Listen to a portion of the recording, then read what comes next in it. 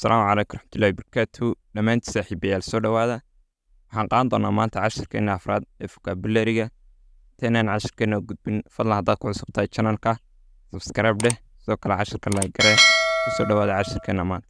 Numberka horeeya wuxuu noqonayaa education. Education waa waxbarasho. Education waxbarasho. Number 2 waa affect. Affect samayn. Affect waa saamayn. Affect saamayn. Number 3 waa effort. Effort waa dadaal. Effort waa dadaal. Number 8 waa either. Either waa midkood. Either waa midkood. Number 5 waa election. Election doorasho. Election waa doorasho. Number 6 waa electricity.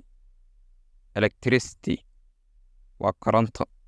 Electricity waa koronto. Number 7 waa element. Element waa curiye. Element waa curiye. Number 8 waa emergency. Emergency waa degdeg.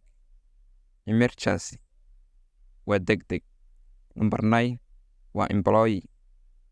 Employee waa shaqaale. Employee waa shaqaale.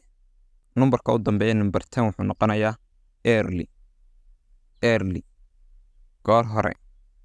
Early goor hore.